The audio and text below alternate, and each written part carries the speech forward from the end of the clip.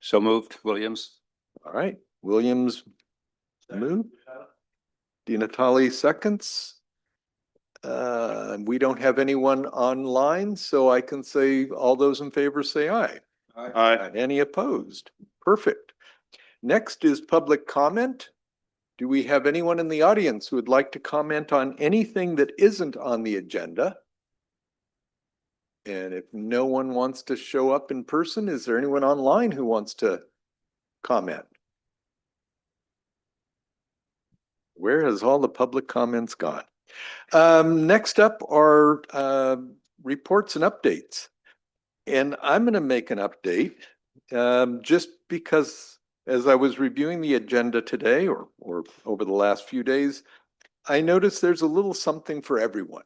And that I think should be one of the themes of the board. We've got Up Valley opportunities through the Valley, what is it? Napa Valley Forward or Up Valley Forward. We're looking at a Vine, various other taxi script kind of variations. We're even looking at the five-way intersection in Napa City. And of course, South County is getting its fair share of resources as well. So I'm just real pleased that one of the things that NVTA is a regional body. And one of the challenges is how do you blend the regional needs with the obvious jurisdictional concerns. And I'd like to think we're doing a pretty decent job at it. So I want to thank staff for that. I want to thank the board members for their willingness to win some and lose some. And having said all that, I welcome any other board members for comments and updates. Okay. Well, we don't have our representative for MTC, but yeah, so Director Manfrey is on her way, so she'll be here in a few minutes. Would you like me to do the executive director part? And then when she gets here, we could go back to the. let's do that. Okay. Good afternoon, board. Danielle Schmitz with the executive director report for May. So May has been a busy outreach month. We have bike month. And so thank you to directors Manfrey, Alessio, and Sedgley for stopping by the NVTA Bike Fest booth earlier this month. And also we had our Bike to Wherever Day Energizer station last week where we saw over 60 riders. So thank you to staff, Diana, Patrick, and Emily on putting that together. Napa Bike Coalition reported that countywide we had over 1,400 participants that stopped at Energizer stations. NVTA staff with assistance from Calistoga has successfully installed a bicycle and pedestrian counter at Logvy Park. This will assist with collecting valuable data for future projects and grant applications. And this is part of our entire countywide bike counter program where we've installed bike counters in city of Napa, and now we just installed one in Calistoga. I believe we installed one in American Canyon as well. So next will be St. Helena and Yountville, and so staff is working with the staff at those jurisdictions to identify priority sites. As you can see, the activity around our Sasko Gateway Transit Center is very heavily impacted by Bottle Rock operations. And Bottle Rock will be taking over sort of this entire area for the next several days. And NVTA will be providing free and extended bus service and transit to get festival goers home safely. So please use Vine Transit if you are attending the festival this weekend. And as noted in the legislative report and a little bit to Chair Joseph comments, Congressman Thompson has included $2 million request for State Route 29 improvements through American Canyon in his earmark request to the Appropriations Committee. This request will need to be approved by the committee and then eventually adopted in the Transportation and Housing and Urban Development Bill later this fall. And so we will keep tabs on that and keep the board abreast of any movement on that bill.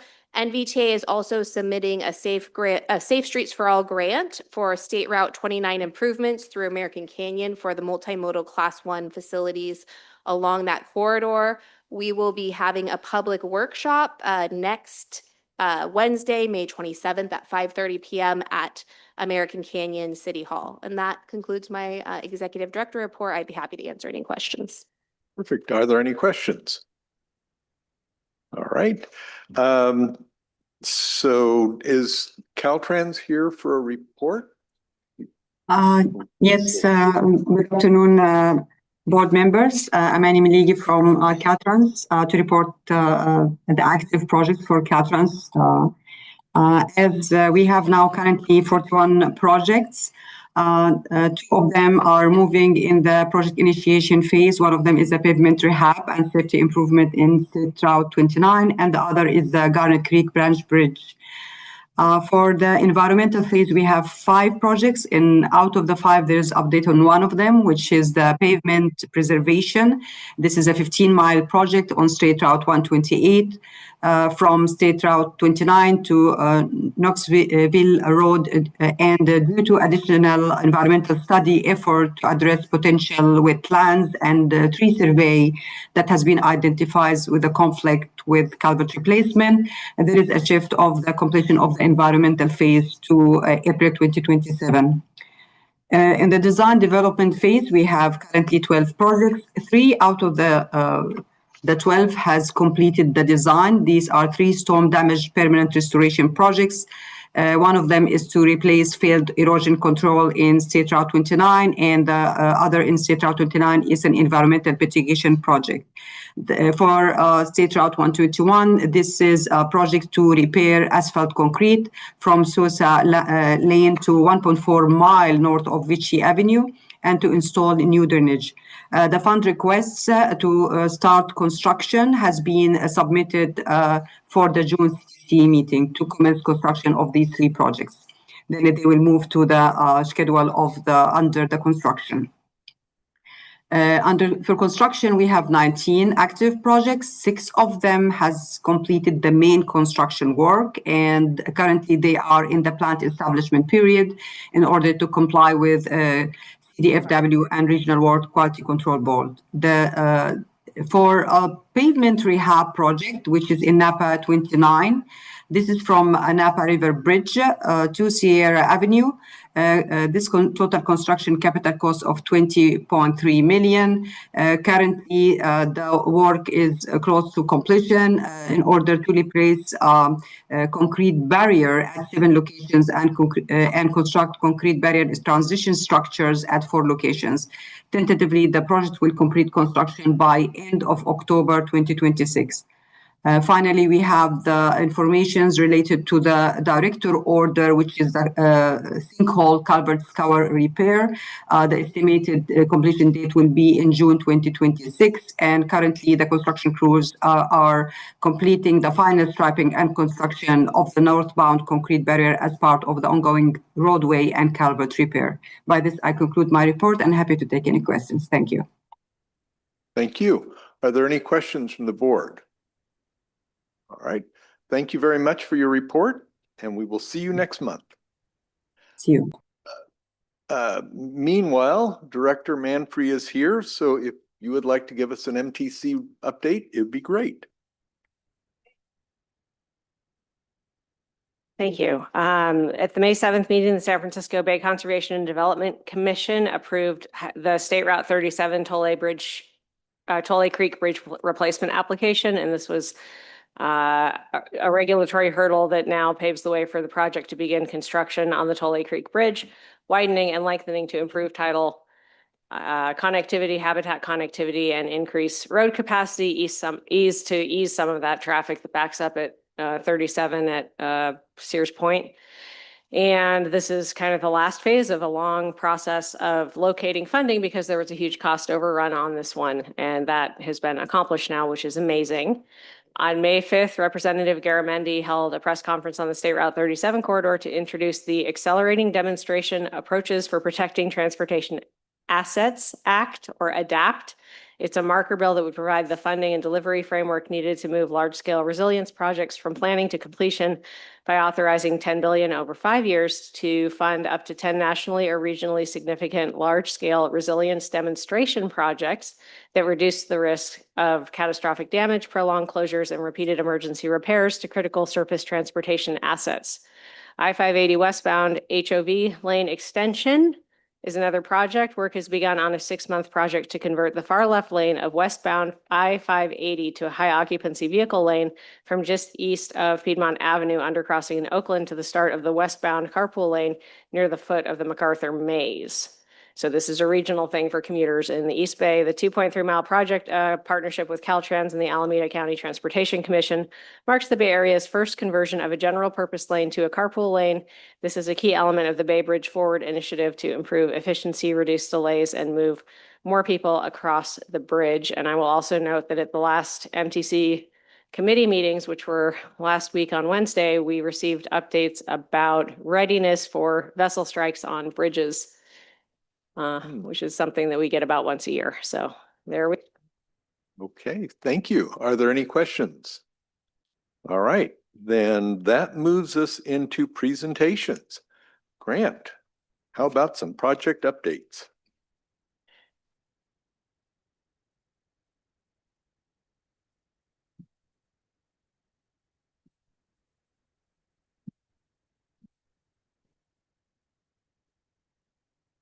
Good afternoon, Chair Joseph, directors of the board, Grant Bailey, engineering manager with the Napa Valley Transportation Authority.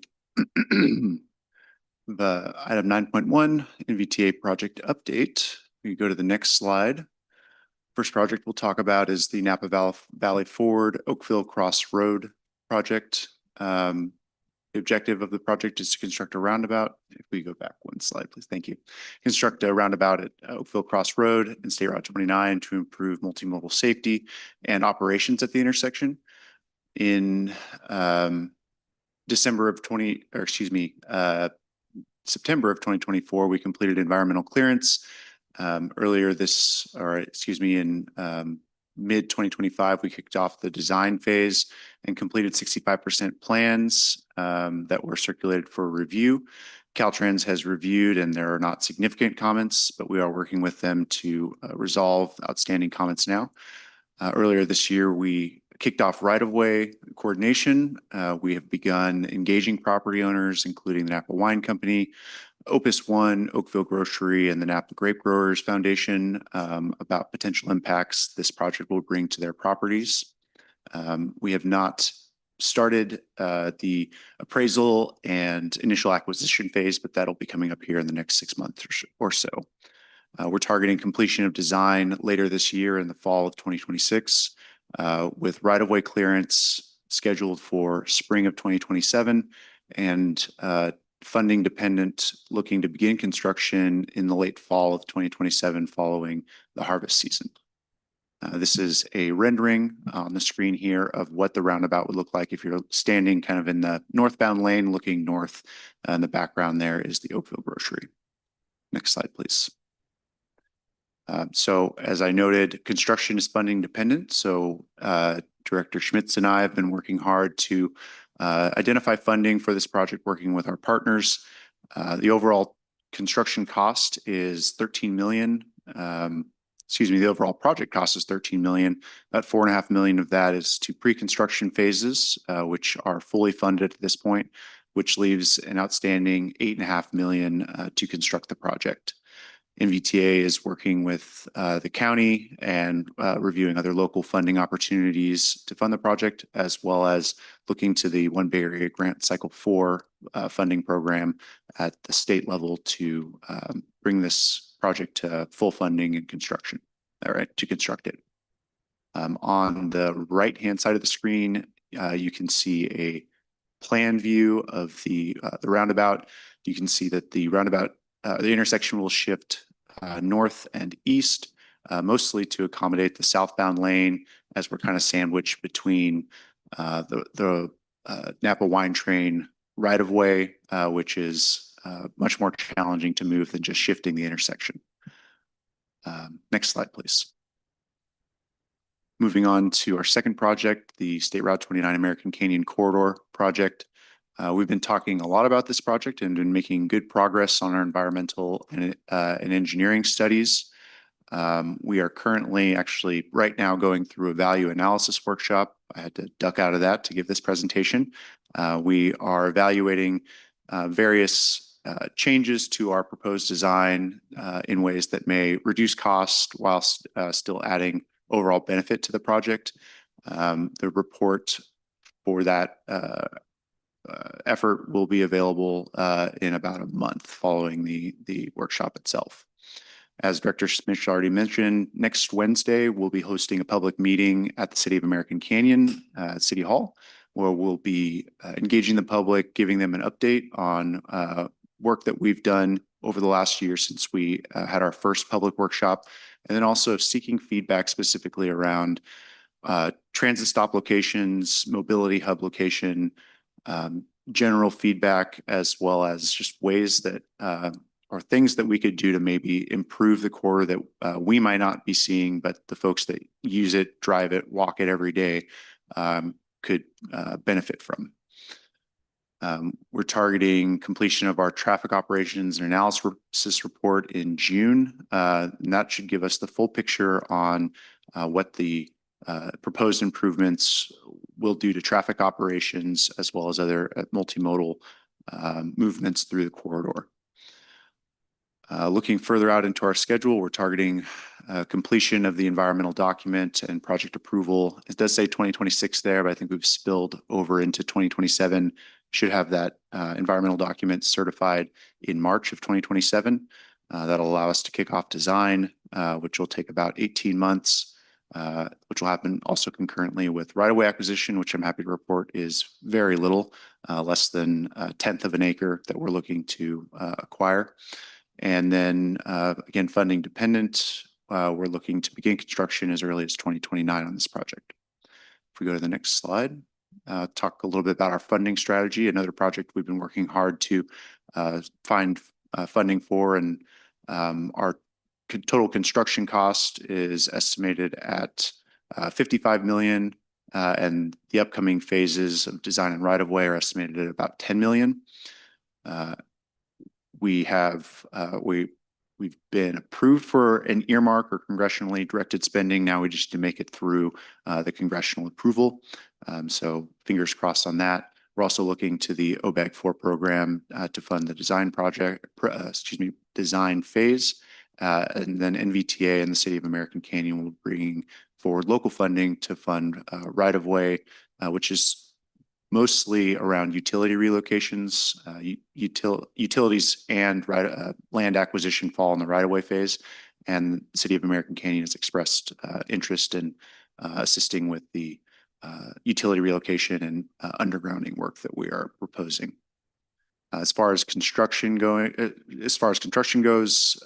Director Schmitzler also noted that we will be applying for Safe Streets and Roads for All. Applications are due next Tuesday. We have also been working to submit a partnership application with Caltrans for the Senate Bill 1 Solutions for Congested Corridors project.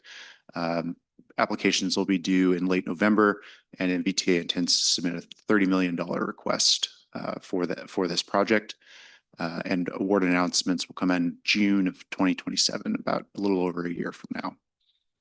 NVTA and the City of American Canyon will also be working to bring local funding to as matches to these two grant programs. And assuming we are successful in our applications, the construction funding on the screen should bring us very close, if not fully to fully funded construction phase. Next slide, please. And we do have a public meeting coming up. Already noted it a few times, but here's the material or the flyer for that meeting. There will also be an asynchronous opportunity for participation. We have a survey that will be released following the public meeting that will be available through QR code and on NVTA's project website page for folks who aren't able to attend the meeting and provide in-person feedback. And we'll also be providing a video of the presentation that will be occurring at the workshop itself. Next slide. Moving on to the SR 2912 Airport Interchange project. A lot of work has been going on this project as well. Maybe I'll start with the project objective, which is to reduce congestion at the intersection of SR 2912 an airport, as well as SR 12 and Kelly Road by reconfiguring both intersections. In October of 2025, NVTA began a series of workshops with local stakeholders at the county and city of Napa to begin an alternative assessment where we started evaluating 9 potential alternatives that would be suitable to meet the project objective. At the completion of phase 1 and the series of workshops, we narrowed down to 3 alternatives. And that happened in March of this year, which took us to phase 2, where we are now working with Caltrans to further identify any fatal flaws, validate each alternative, and work towards the goal of narrowing down to 1 alternative, which will be our build alternative. That will take us into phase 4, where we perform our environmental and engineering studies to revalidate our existing environmental document and take the build alternative to design.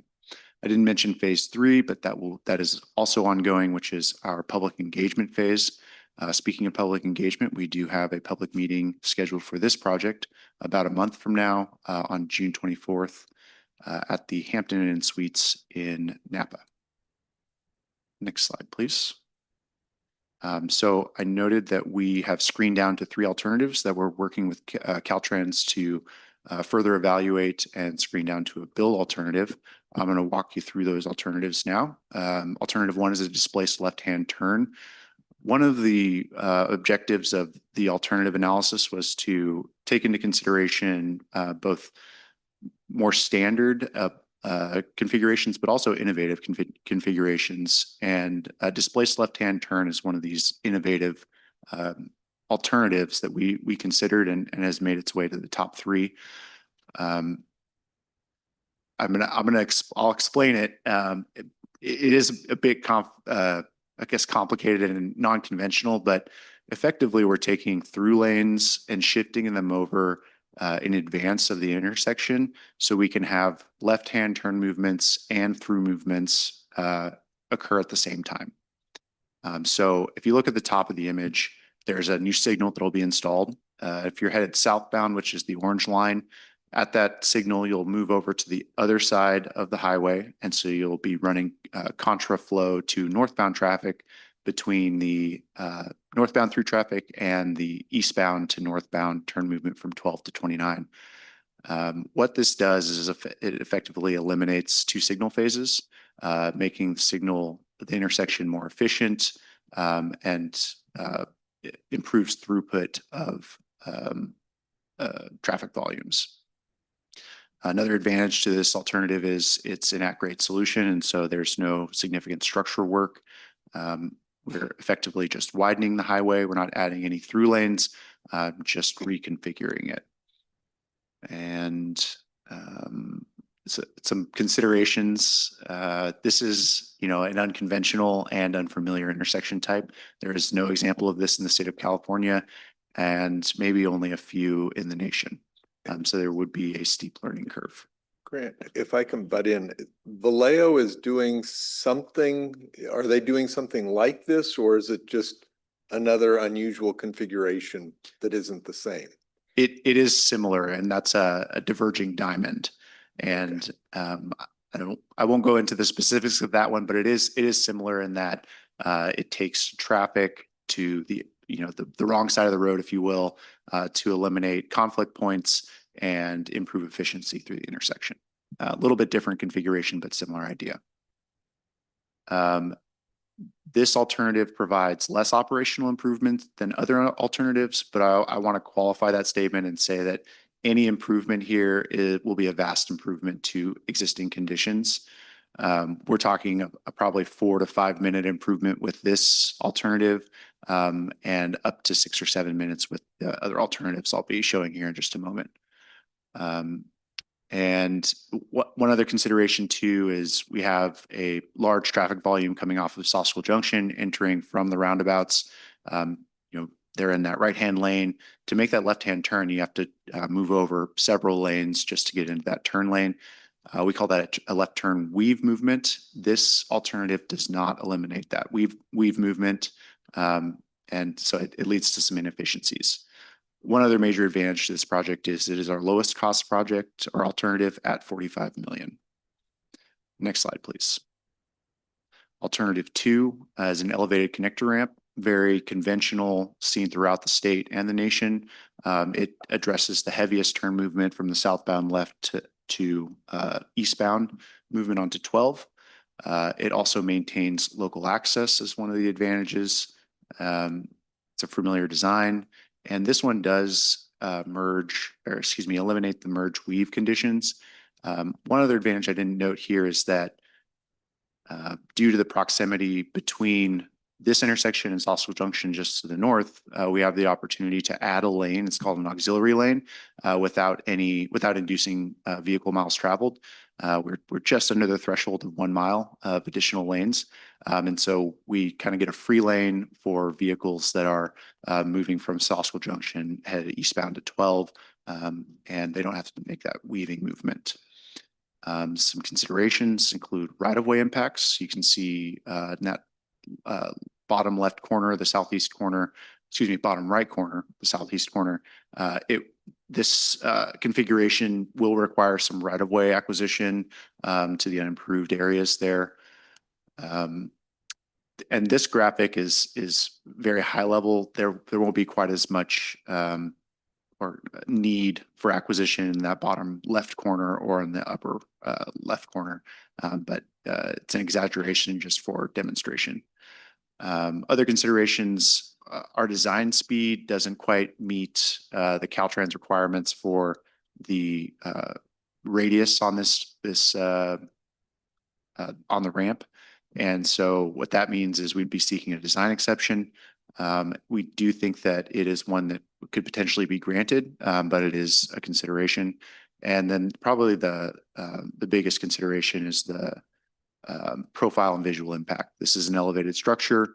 There are tenants, residents, not so much residents, but tenants immediately adjacent to this project, especially when you think back 20 years to 2008 when this environmental document was originally cleared.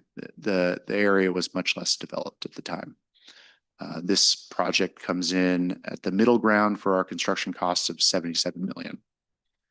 And then our next slide, we'll have our third and final alternative, the single point urban interchange or SPUI. The advantages to this, well, I'll talk about the configuration first. So we would elevate SR 29. And so it would be essentially a flyover over Airport N12. And there would be exit ramps for northbound and southbound traffic that would all converge on a single signalized intersection underneath the overcrossing structure. And we'd have three lanes for the heaviest movements. That's the southbound to eastbound movement in the PM. And it would be 2 lanes for the westbound to northbound movement in the AM. This alternative does provide the most improvement to traffic operations. It's a familiar design. There's similar interchanges throughout California, and it also eliminates the merge weave conditions and provides the opportunity for the auxiliary lane connecting Sausal Junction. Considerations include the profile and visual impact. Constructability of this project is probably the biggest one. Maintaining through traffic and traffic operations during the construction of a major structure on the highway system at this intersection is going to be a significant challenge. Construction staging will be in the main focus of the design of this project should we select it to move forward. Cost is also a consideration at a price tag of approximately 113 million. And there are also concerns around bike and ped use. We, in our initial iterations of this alternative, did not have or were challenged to find ways to include bikes and peds on the overcrossing. We've since developed it a little bit further to allow for bike and ped movements, but it won't be the most efficient movements as they would have to exit 29, cross over Airport or 12, and then return to 29 on the ramp itself. Next slide, please. Just a quick note about upcoming public outreach meetings. I've already touched on State Route 29 next week, American Canyon next week at the City Hall. We also have initiated a comprehensive multimodal corridor plan update. We have a public meeting scheduled for June 17th. That is no longer tentative. We've confirmed that. That will be at Crossroads Community Church here in Napa, just off First Street, from 5:30 to 7 p.m. And then I've also already noted it, but the Airport Boulevard intersection improvement public meeting will be held on June 24th from 5:30 to 7 at the Hampton Inn Suites in Napa. Next slide, please. That concludes my report. I'd be happy to answer any questions. Okay, well, thank you very much. Are there any questions about the projects and their status? Director Williams. Thank you for the presentation. Referring to the Oakville roundabout that's contemplated, are there metrics suggesting what benefits will accrue if that is implemented? You know, are they, will there be fewer accidents or less time spent waiting? Or so what, what measurable benefits, can we summarize those that are anticipated if that goes through? Sure. Yeah. So one of the main benefits are safety improvements at the intersection. I'll first speak to the pedestrian and bike improvements there. The project will implement crossings for bikes and peds, add bicycle facilities to move through the intersection and access the amenities adjacent to the intersection. Another consideration is the Vine Trail is planned to be constructed adjacent to this roundabout, and we'll say 5-year timeline. Once that facility is installed, there is the expectation that many of the users will want to stop to cross the street and visit, the facilities across the street. And so we're only projecting increased volumes of pedestrian and bicycle usage as we go into the future here. Another consideration is improved movements from Oakville Cross Road to State Route 29. Right now, there's, it can be a very difficult or challenging turn movement to make from Oakville Cross Road, especially if you're turning left to go southbound. The roundabout will reduce speeds through along the corridor at this section, allowing vehicles to access SR 29 from Oakville Cross Road. And with the improved access and reduced speed limits, it is anticipated that we're forecast that crashes will decrease and near misses as well. So there is pedestrian, I couldn't tell from the graphic, but there is enhanced pedestrian access and safety from one side of 29 to the other in that scheme? Yes, that is correct. And it will provide access to the Vine Trail in the future. Thank you. Any other questions or comments? Oh, You want to go? No, I don't. Oh. you just have your, okay. Okay. Director Manfred. Sure. Just a couple quick questions. Have you presented this specifically to the fire crews that are stationed that use that intersection all the time and the sheriff? Because they're using this intersection constantly for emergency services. And I guess just, I don't know, putting a pin in it to say it's probably worth doing that outreach directly and really having a conversation with them about what they think will be an improvement on the current, the most improvement from their perspective on the way the intersection is configured. And then my other question, this is actually a question, is that I thought it was already illegal for there to be bikes and pedestrians on Highway 29 and Highway 121 because they're highways and the speed of the traffic makes it very dangerous. And the reason I have this somewhere in the back of my brain, and maybe someone else will remember this too, is there was a gentleman that was arrested for being a pedestrian on the side of Highway 29 at one point, and he was on a pilgrimage where he was carrying a large wooden cross and he had a mule. And I don't think it had to do with the mule. It was because he was a pedestrian and they wanted him off the highway, so they arrested him in that stretch between Susquel Creek and the airport road. So bikes and pedestrians are allowed on unrestricted access highway facilities. In other words, non-freeway, where there's entry and exit ramp access only. So at SR 29 and Oakville Cross Road, there are Class 2 facilities which have, I guess, dedicated bike lanes that they don't mix with traffic, but they're immediately adjacent to vehicle traffic. In this area, it is not prohibited for pets and bikes to utilize the highway. And I don't know if we specifically engaged emergency services around this project, and if we have, it's been a while. So I appreciate the feedback, and we'll take the 65% side to them as well. Okay, super. Thank you. All right. Any other? Go ahead.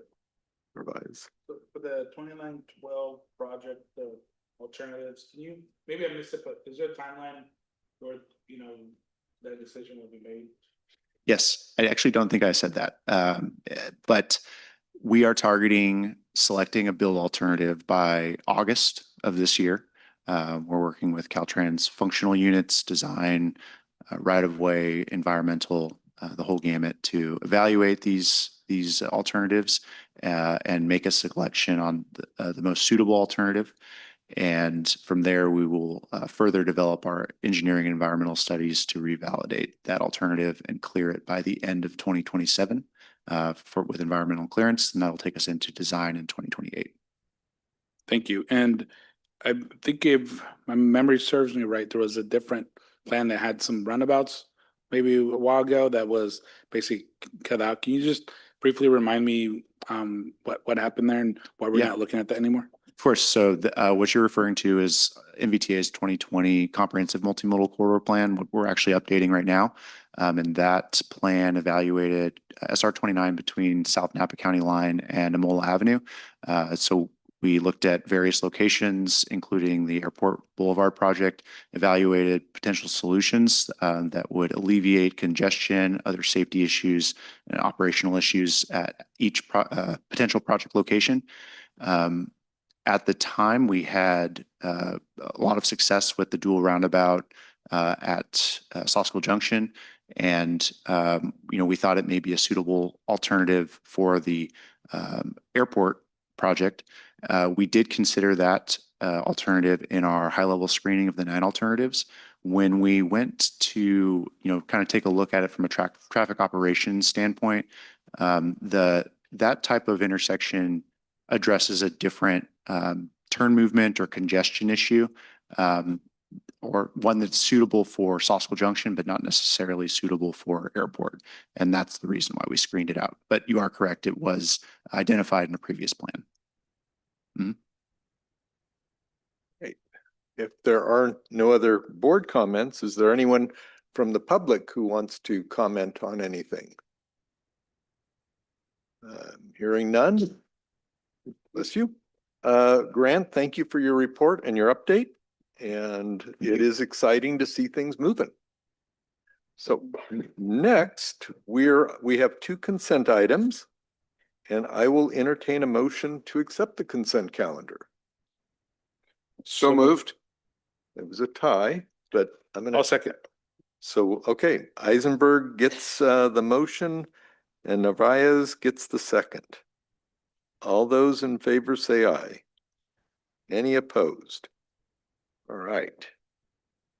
And now we're into item 11.1, the Chair and Vice Chair Nominating Committee. Yahoo. So Laura, go ahead and explain what's up and how I will be removed from office. Good afternoon, Chair, members of the board. Today we are asking for a nomination of a subcommittee that will come together and meet to provide recommendations to the board for the next chair and vice chair. As we know, Chair Joseph and Vice Chair Doring, their terms are ending at the end of June, and we will need to appoint a new chair and vice chair beginning July 1st. Okay. And I think tradition has it, we try to use the prior chairs because we presumably have wisdom and foresight. Correct. So in our case, that would be Director Alessio and myself. And so we're looking for a third nominee. It could be Vice Chair Doring, because theoretically he will be looking at somebody that might be his vice chair. But if anyone really has a strong desire to be on that nominating committee, feel free to lobby me in front of God and country. No. All right. This is to actually make an appointment tonight or this afternoon? Okay. Well, I would like to suggest that it be myself, Director Alessio, and Director Doring, Vice Chair Doring, that we will look to find a nominee for chair and vice chair for the next year. We would be reporting back next month. So I will entertain a motion to establish, or is that something that I can just do on my own? I'll make that motion. Okay. All right. I'll second. Manfree? Narvaez and Manfree. This is to create the nominating committee of Joseph Doring and Alessio. All those in favor say aye. Any opposed? All right. Now the next thing is, if you are interested in serving as presumably vice chair, because the inside track will be to direct Vice Director Doring. But if you would like to be a vice chair, please seek out myself or Vice Chair Doring or Director Alessio, and we will be happy to consider you. One of the things you've got to consider, though, is you would be serving 2 years as vice chair and presumably 2 years as chair. So you have to figure in your elected cycles. As I like to say, you're not required to win, but you are somewhat obligated to run. So if you're thinking of hanging up the hat, all due respects, don't consider being a vice chair. Okay, that's all the wisdom you're going to get from me today. Okay, then we are ready to move on to 11.2, which is adopting the budget for 2 years. So, Antonio, having wandered off topic, you will do a great job keeping us focused with numbers. Good afternoon, Chair and members of the board. My name is Antonio Honorado, and I am the Director of Administration and Finance for NVTA. So for this item, staff is seeking board adoption of resolution number 2604, approving the NVTA's biennial budget for fiscal years 2026-27 and 2027-28.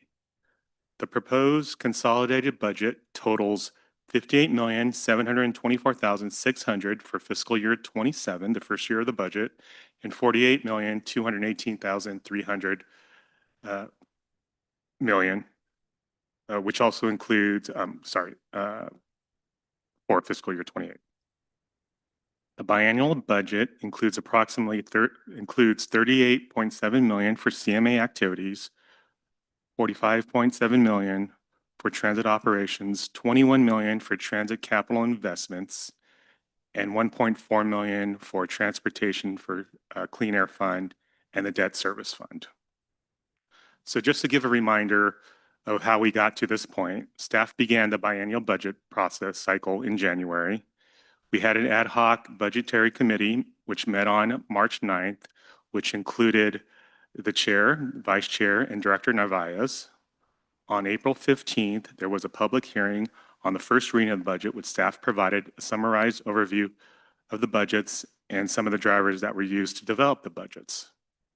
Subsequently, the VineGo budget was reviewed by the Paratransit Coordinating Council on May 7th, which came to a formal consensus to recommend the budget to the Board of Directors. And on that same very day, the Technical Advisory Committee was giving a presentation of the NVTA's budget at their monthly meeting.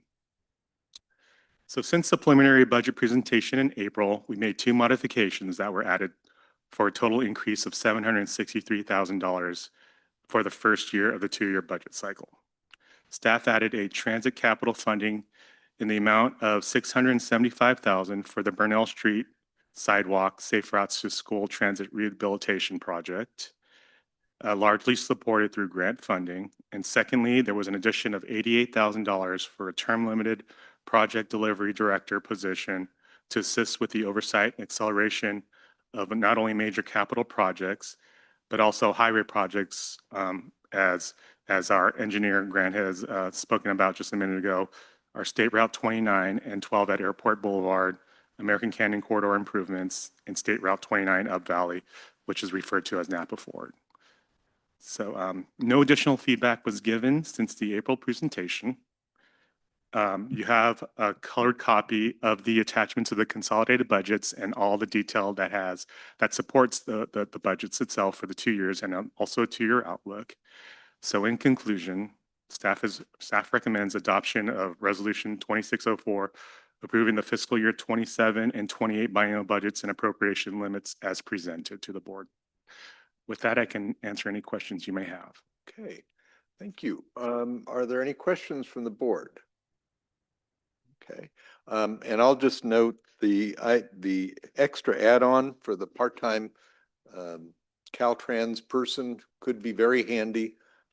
Director Schmidt has already pointed out some of the interesting things that Caltrans has come up with, and it may be in our best interest to have somebody who has a better handle on some of the ways of operating, even outside of NVTA's programs. I know in American Canyon, we're looking to work with Caltrans on the South Kelly 29 intersection. And it could be handy to say, hey, I know a person who might be able to help. So I think that'll be a very good add-on. We have a resource now. We will have a resource. Thank you. All right, if that's the case, oh, go ahead, Director Williams. Yes, I just wanted to let you know, Chair, I had an hour's worth of questions with Antonio, and I want to thank you, Antonio, for your assistance in helping me understand the organization and format of this budget. Perfect. Thank you. And that's a good reminder for all of us. A lot of times you can approach staff and say, can I go through all the questions? It isn't always necessary to ask 1,000,001 questions in the public arena. So it doesn't mean that we aren't paying attention. It could mean that we're taking a lot of the weeds and doing it offline. So that's actually a good thing. Thank you. With that in mind, is there any public comment? Because the public is certainly entitled to ask 1,000,001 questions, except they aren't. So without any public comment, I will then bring it back to the board and entertain a motion to accept resolution number 2604, adopting a 2-year budget. So moved, Cruz. All right. Cruz Second. moves. Williams seconds. All those in favor say aye. Aye. Any opposed? Perfect. Well, thank you very much. And that segues to 11.3, which is consider the overall work program for fiscal year 26-27 and 27-28. Antonio, you're still on. Yeah, absolutely. So for this item, staff requests the board approve the overall work program for fiscal year 27-28. The overall work program, the OWP, serves as NVTA's operational roadmap for the next 2 fiscal years by outlining the agency's major planning, project management, administrative, and policy activities, along with the staffing and funding resources needed to carry them out. The OWP is a planning document which provides transparency and accountability regarding NVTA's priorities, deliverables, timelines, and resource allocation. Many of the work elements are ongoing from previous years, while others have been updated to reflect the current agency priorities and emerging transportation needs throughout Napa County. Basically, the OWP is the narrative that links the budgetary resources that you just approved to staff hours, to those work elements, and to the agency's deliverables for the next 2 years. Major focus area within the OWP is the continued advancement of regional transportation and highway improvement projects, which we just spoke about. In particular, staff anticipates a significant level of effort associated with SR 2912 and Airport Boulevard, American Canyon Corridor improvements, and not to miss out, but also the Up Valley, Napa Forward projects. Those highway projects tend to be very important to us for the next couple of years. And in the past, certain work elements have dropped off. Vine Trail was a work element that's completed. Bus maintenance facility, that's been completed. So those have dropped off, and now we have some additions to the OWP. Another key focus area is the comprehensive transportation and planning and project development. The OWP outlines the planning activities necessary to support regional mobility, congestion management, grant development, environmental coordination, and implementation of long-range transportation priorities. These activities help position NVTA to remain competitive for state and federal funding opportunities while ensuring projects move efficiently through the developmental phases. So in conclusion, the OWP supports transparency and public accountability by serving as a reference document for residents, planners, elected officials, and funding agencies to better understand NVTA's objectives and how those objectives will be achieved through regional planning process and the agency's operations. So staff recommends board adoption of the OWP for fiscal year 27 and 28. And with that, I can answer any questions you may have.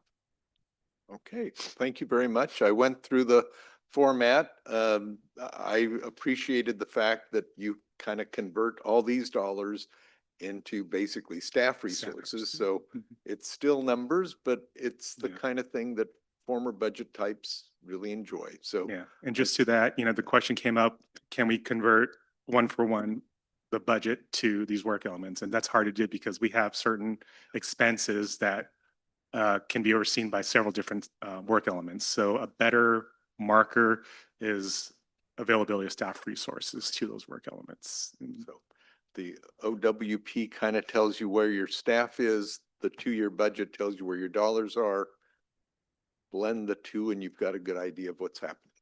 So any questions from the board before I ask for any comments from the public? All right, then hearing no comment, this is just adopting it. So I guess by a minute order, we can entertain a motion to adopt the 26-27 and 27-28 overall work program. Oh, I think I asked for public comment, but I'm being real different today. So there you have it.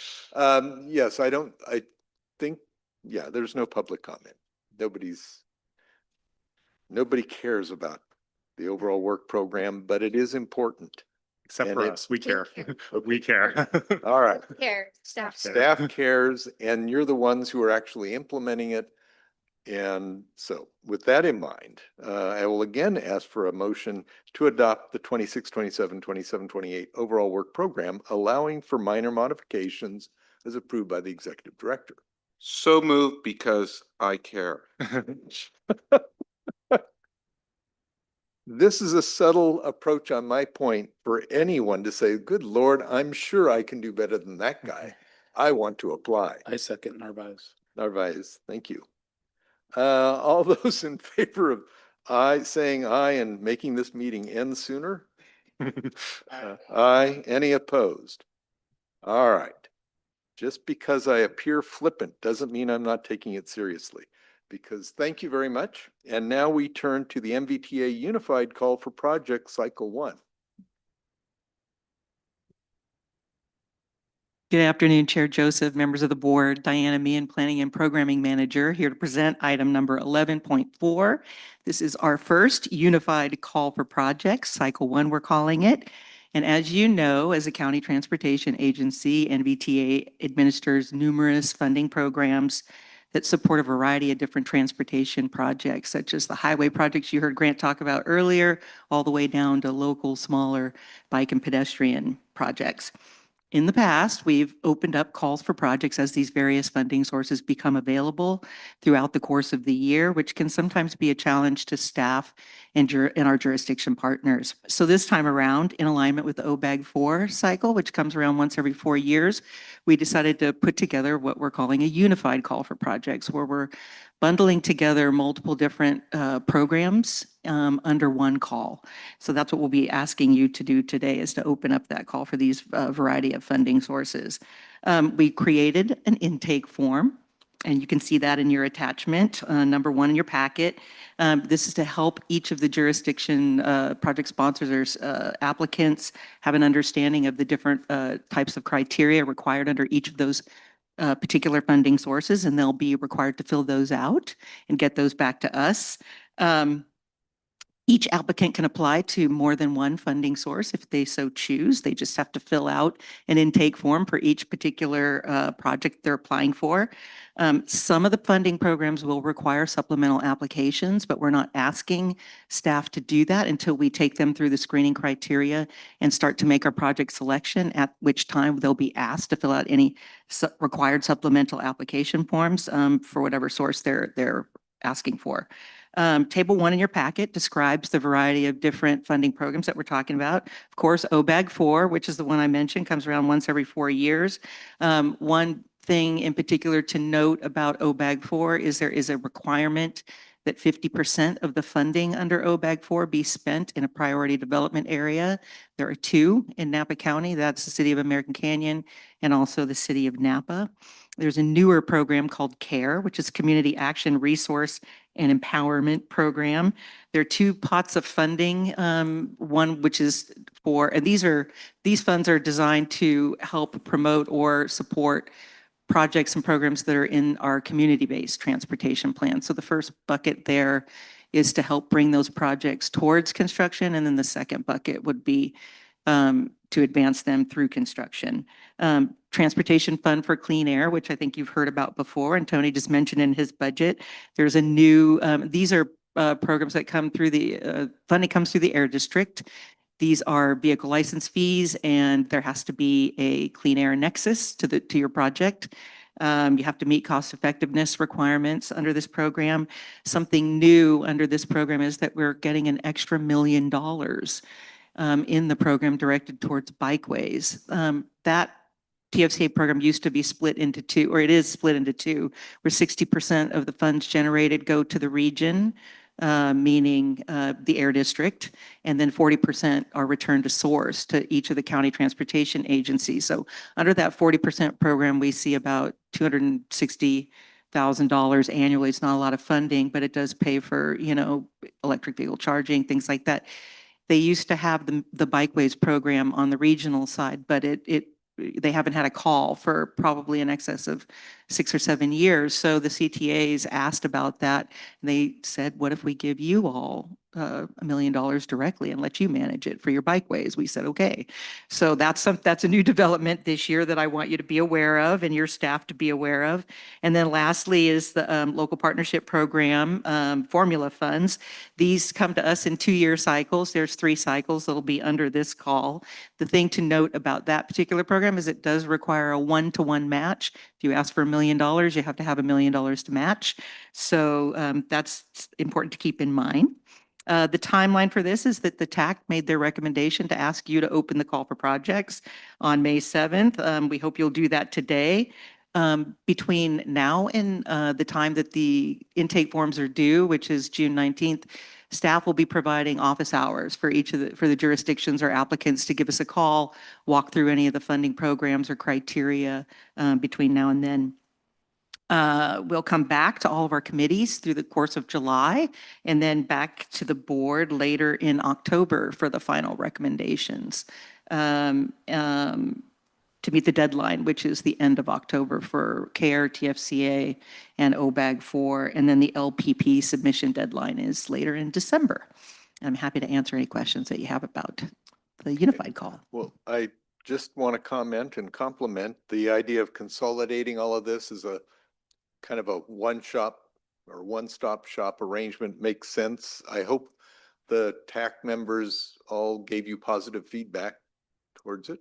They did so far. Okay, good. I'm sure they'll have complaints, but I think the idea of consolidating it makes sense. It seems to gives you the sense that we're trying to streamline the paperwork. And there are so many buckets of money that the more you can streamline it, the better. Any comments from the board? Director Williams? So the Public Works Departments have all been notified about the opportunities? Great, thank you. Director Narvaez? Can anybody outside of the member jurisdictions apply? Is it just restricted to? For certain programs, yes, they would have to partner with a public agency to do so. Okay, thank you. Any other comments from the board? Any comments from the community, from the public? Okay, then Recommended, let's see, this would just be board action to go ahead and release it. Nicole. I'll entertain a motion to go ahead and authorize the release of the Unified Call for Project Cycle 1. So make a motion. I'll second that then. Narvaez and Williams. All those in favor say aye. Any opposed? All right. Perfect. Now we are on 11.5 And I'm back. and you're back. This is 11.5. This is the programming of local partnership programs, or LPP incentive funds, to the Silverado Five-Way Intersection Improvements Project in the city of Napa. So the local partnership program provides state incentive funds to local and regional transportation agencies that have passed a voter-approved sales tax or tolls or fees for transportation improvements, and that would be us. NVTA receives approximately $500,000 per 2-year cycle on the formula side, and that was the program that I mentioned previously in the unified call. These funds are separate from that. These are what are called known as incentive funds because, and they're given out to anyone who passes a sales tax measure, which only happens to be 2 in the entire state of California. If you look at your attachment in the packet, Attachment 1, the CTC action, approved these incentive funds for agencies that were able to do that. And in our case, it's $5 million in incentive funds. These are one-time funds that will come to, that did come to us.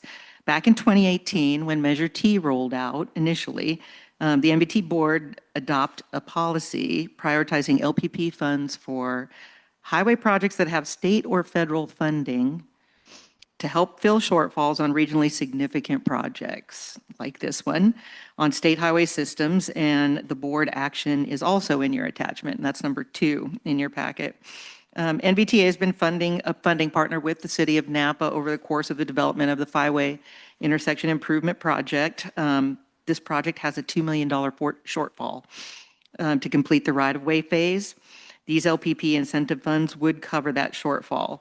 LPP requires a 1-to-1 match, as I mentioned, and because they already have OBAG 3 and STIP funds currently programmed to this project, and you can see that on Table 1 in the memo, it describes and this will complete that funding plan for the right-of-way phase.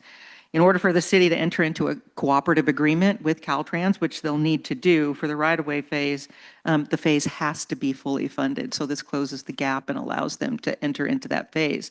These LPP funds would complete it, and they would be able to move forward with the project. Can answer any questions that you have on the LPP funds. So the obvious question for me is, what about that other 3 million? I knew that somebody was going to ask that question. We haven't yet decided where that's going. We are having some conversations. We've looked at Napa Forward project. We're looking at other, certainly every project we have has a funding shortfall. Again, this one aligned very well, or that first $2 million aligned very well with the Napa Five-Way because it completes that phase fully. So we're still developing where the last $3 million go, and then you'll see me again or Adrell to program those last $3 million. And those funds are ours. It's not like they are. They've got to be spent. Correct. They do have to be spent. You have to program them no later than 2028. So we've got a little bit of time, but definitely, these things do take time. The programming has to go back through the California Transportation Commission, so everything has to stay in alignment and moving. Yeah. Sounds good. Well, like I said earlier, it's good to see that everybody's getting a little piece of the action, and I'm glad to see that Napa City is getting funding for the Five-Way. My recollection is Napa kind of put that project on hold in order to facilitate either Soskel Junction or something. So it is nice to know that you just didn't get put on hold, that you just got postponed, and now we're back. So that sounds exciting to me. Any other comments from the board before we give the public an opportunity to weigh in? I would just say, thank you for partnering with the CNAP on this one. This is a project that we worked on for quite some time. Exactly. And there's been a lot of challenges, as you said. So it's all about working together and making regional transportation safer and more efficient. Thank you. Absolutely. And that's a project that needs to be addressed. Five-way intersections aren't nearly as, they're just, they're awkward. Perfect. If no other comments from the board, any from the public? If I don't see any, then I will entertain a motion. Oh, go ahead. I just would appreciate input from the reps from Napa City to tell me about the input from the public that you have about that intersection. You know, I'm familiar with it and have been through it, 1,000 times, and I'd be interested in knowing, what kind of input you had relative to the costs involved. Sure. So as far as the community outreach, the last update, what I remember is that they've had several community meetings. The community is in favor of this. I haven't received complaints or concerns about this project where there may be a concern of stopping it. So I see green lights on this, quite a bit from both community, from staff, from council. So I haven't seen any concerns that would delay this project in any way. Any concerns from the neighborhood would can be mitigated just at the community level. Thank you. Great, thank you. All right. Any comments from the public? None? All right. Then I will entertain a motion to approve programming the $2 million in local partnership program funds for the right-of-way phase to the Silverado five-way intersection improvements project. Make the motion, Narvaez. Well, second, Manfree. And Manfree. Perfect. All those in favor say aye. Any opposed? Excellent. Now we are on to our last business item, which is 11.6, Vine Up Valley Link. Thank you, Chair Joseph, members of the board. Rebecca Shank, the Director of Transit here at the Napa Valley Transportation Authority.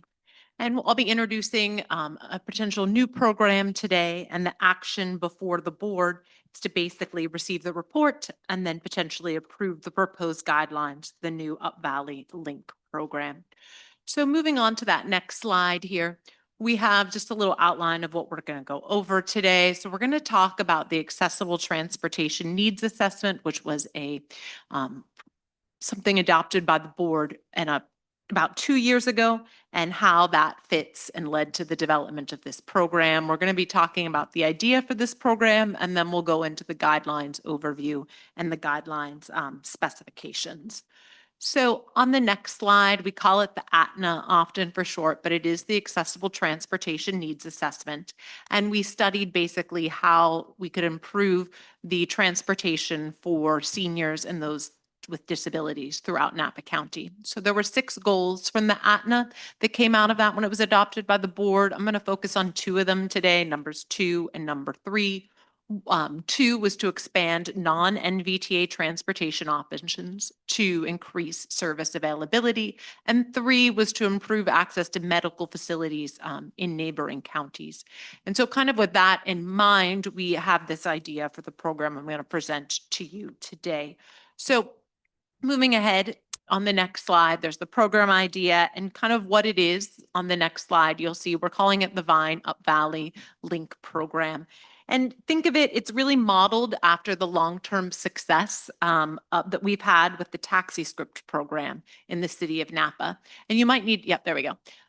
In the city of Napa. And so we're basically going to have the same type of eligibility criteria, but instead of it being for the city of Napa, right, it would be for residents in the town of Yountville, city of St. Helena, and city of Calistoga. So that would mean you'd be a resident of one of those. You'd have to be 65 years of age or older to qualify for the program, or you could be qualified for our VineGo paratransit service at any age, which means you're unable either physically or mentally to take the regular fixed route service. The other difference would be instead of utilizing taxis, which aren't really available up Valley, the 2 taxi program companies we use for the City of Napa program, kind of in talking to them, don't service up Valley. So that kind of took that off the table. So we'd be utilizing transportation network companies like Uber and Lyft to operate this program. So then on the next slide, going through maybe a little guidelines overview, what it would look like is because you're going to have further to travel here, right? It has a higher dollar value for Up Valley. So it would be basically NVTA covering $50 worth of your rides on a monthly basis and you putting in 50 for a total of 100. So basically a one-to-one match. You could, similar to Taxi Script, let's say you knew you were going to have surgery, right? And you were going to have to go to, I don't know, Santa Rosa Kaiser a few times or something. You could purchase, months in advance and then maybe get like $300, right, that you had in total and use that. But you could purchase only each month $100 in total. And kind of how we're thinking of it, like what would you use it for, right? One round trip, we think, and looking at different pricing from Calistoga, St. Helena, or Yountville to the St. Helena Hospital, maybe shorter trips when the shuttle's not operating within those smaller jurisdictions themselves, and then a round trip for maybe Calistoga or St. Helena to the Santa Rosa, specifically looking at Santa Rosa Kaiser. And I know the question's going to be like, okay, so City of Napa has this, you're expanding it to Up Valley, kind of the why not American Canyon scenario. And what we see there is, so when we look at hospitals, right, and what you can access, so the City of Napa has kind of Queen of the Valley. We see many people within the Kaiser network, right, going to Kaiser Vallejo. If you're in American Canyon, our VineGo program will take you to Kaiser Vallejo on a one-seat ride. Also, even if you're not participating in that program, we have the Route 11 that takes you there. And then kind of unlike the City of Napa, American Canyon does have the on-demand service that takes you throughout there, could get you to maybe to your dentist or other programs like that. And we did recently expand that to Saturday. So, but Up Valley, we think that this is something that's lacking right now. In Calistoga, I can say I can get you to the Vallejo Kaiser, right? But I can't get you to the Santa Rosa Kaiser, even though that is closer mileage wise, just because it's across the county lines. Then going into a little bit more detail in terms of the specifics of it. So if you'll remember, the Taxi Script program, up for the first 10 years of its life, at least, we gave you a coupon that looked like this. You gave it to the taxi company. They turned it into us. We gave them money for that piece of paper, essentially. But we did move in September to using like a prepaid debit card. It's called this PEX card, right? The idea would be doing the same thing for this program. So anyone participating in the program would receive a card that looks exactly like this, like we use for Taxi Script. TransDev customer service in our breezeway there. That's who fields the calls for Taxi Script as it stands now. So very similarly, they do the same thing. If you want to know what the balance is on your card, if you need to add funds to your card, et cetera, they would handle that. We would basically repurpose our Taxi Script collateral, right? We'll change the image and the naming on it, but we kind of have the program parameters in place. We wouldn't have a contract with either Uber or Lyft in this case. That's definitely a no-no under the Federal Transit Administration. We would just be saying, hey, you have these funds available. You can utilize the PEX card to utilize these services. And you could make that choice in terms of what company you may want to use. I will say, right, no program is perfect. Let's say, you went to the St. Helena Hospital from Yountville. It cost you $75 to get there and back. So you have a $25 balance, right, on that card. You couldn't then go and that same month, right, schedule a trip that was $45, right? It would reject it because it exceeded that balance. You could take a shorter trip, right, with the cost that $25 amount, or you could wait kind of to the next month until you had additional funds. So basically, if you don't have funds on the card, it wouldn't allow you to move forward with a trip. And with that, just a reminder, the action today is to basically approve the guidelines, or if you wanted to make some modifications, we could do that here for the program. And the program, though, would not be implemented immediately. We're targeting July 1st. That's when our new budget is adopted and when we would have the funding available for it. And I'll take any questions.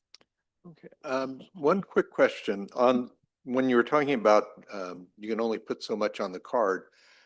Is there a way that we could say if the maximum is $50 and you're 50, that's 100.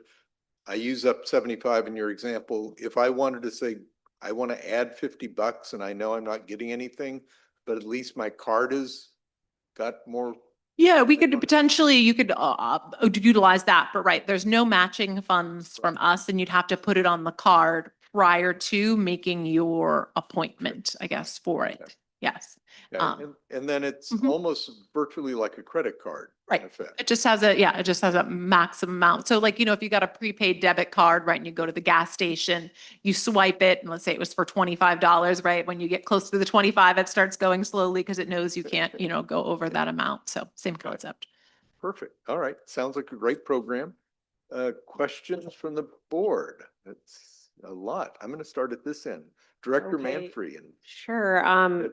Really excited to see this program coming forward. I hope it makes a big difference for people in need. And I'm wondering, it sounds like the money does not roll over month to month. It will roll over. Yes, it will Oh, roll over to that's- the next month. Yep. Oh, Mhm. okay. Oh, well, that's kind of good. If Yeah, it's it won't got go that- away.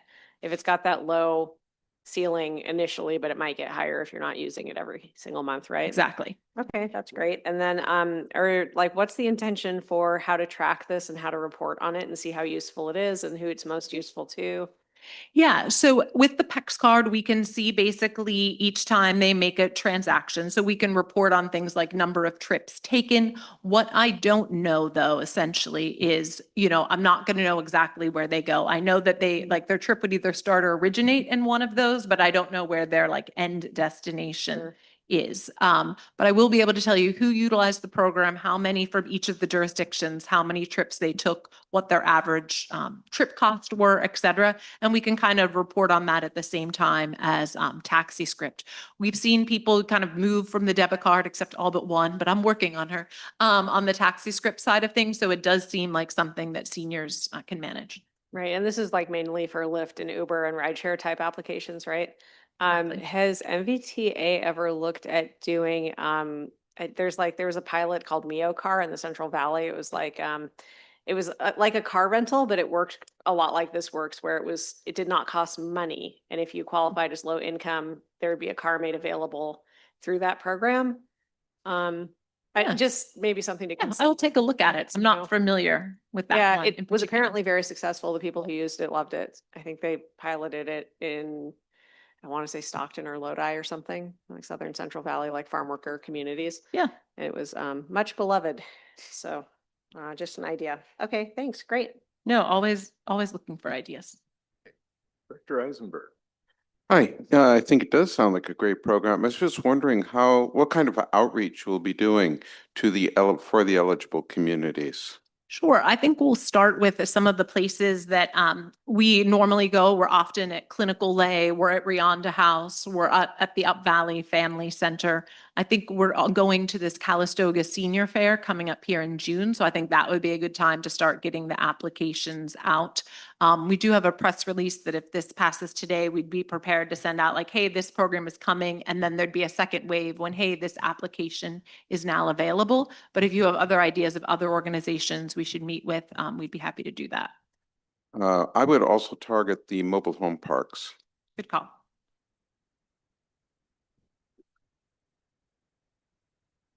All right. Director Deasy.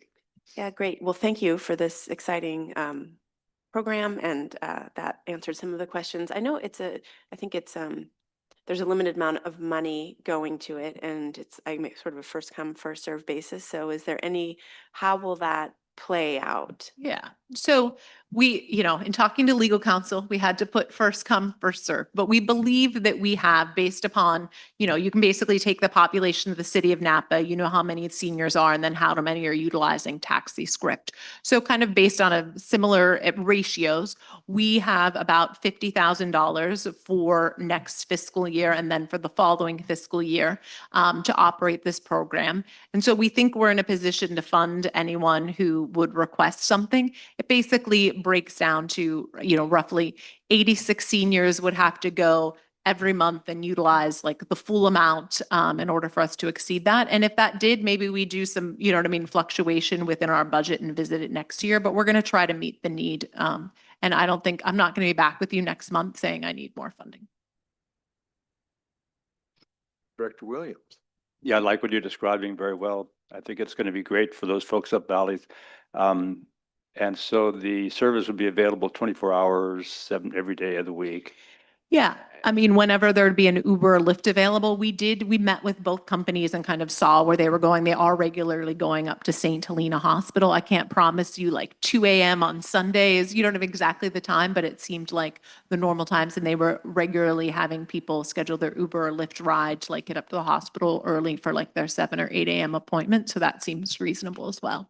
I'm wondering if folks, I'm just anticipating what people might do Yeah. if they, want to go from A to B within the radius of the shuttle. If they won't go to the Uber first because it's faster, more convenient, they won't have to wait. And so I'm wondering, we'll see when the numbers play out. Well, I'm wondering if we won't see a diminution of the rides on the shuttle because people can take the Uber as an alternative during the hours when the shuttle, even if the hours of the shuttle, are running, and if it's within the range that the shuttle would be operating. So I don't think that's an objection at this point, but we'll just see how that plays out. I can see that might be happening.